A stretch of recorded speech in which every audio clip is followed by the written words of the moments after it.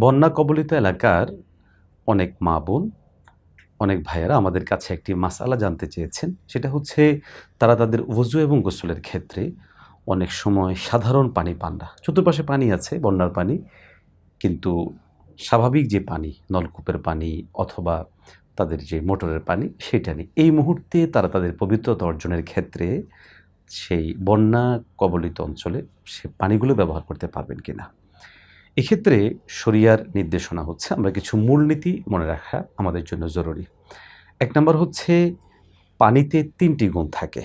একটি হচ্ছে রং, কালার, ২য় নাম্বার হচ্ছে স্বাদ, ৩য় নাম্বার হচ্ছে ঘ্রাণ। পানির এই মৌলিক ৩ টি গুণ যতক্ষণ পর্যন্ত ঠিক থাকবে, ততক্ষণ পর্যন্ত সেই পানি আমরা ব্যবহার করতে পারব। সুতরাং বন্যার কারণে স্বাভাবিকভাবে যেটা ঘটে থাকে সেটা হচ্ছে যে হয়তো একটু কালার পরিবর্তন হয়, ঘোলাটে হয়ে যায় বালুর কারণে অথবা পেক্কাদা ইত্যাদি মিশ্রিত হওয়ার কারণে। তো এই সমস্ত অবস্থাতেও এ ধরনের পানি ব্যবহারে কোনো অসুবিধা নেই এবং এগুলো কাপড়ে লাগলেও আমাদের কাপড় নাপাক হবে না।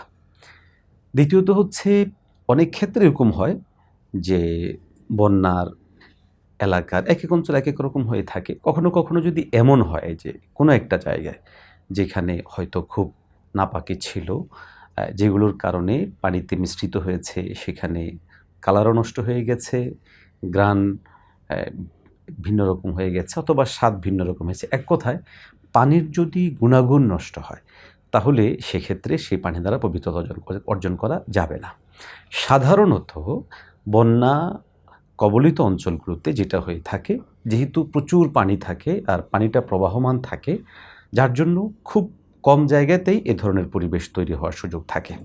এজন্য আমরা স্বাভাবিকভাবেই নিঃসংকোচে, নিঃসন্দেহে বন্যা কবলিত অঞ্চলে যারা বসবাস করছি, ওখানকার পানি দিয়ে আমরা আমাদের নিত্যনৈমিত্তিক প্রয়োজন ইত্যাদি আমরা পূরণ করতে পারবো। হ্যাঁ, নিশ্চিতভাবে যদি কোথাও নাপাকির বিষয়টা এসে দেখা দেয়, তাহলে সেক্ষেত্রে আমরা সেটাকে নাপাক ধরে নেব এবং আমরা সেটা ব্যবহার করা থেকে বিরত থাকব।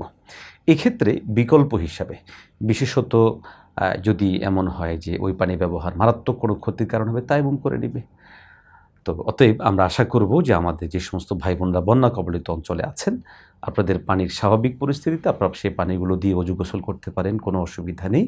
যতক্ষণ পর্যন্ত না পানির এই ৩ যেই গুণাগুণ আছে সেগুলোর কোনোটা পরিবর্তন না হচ্ছে।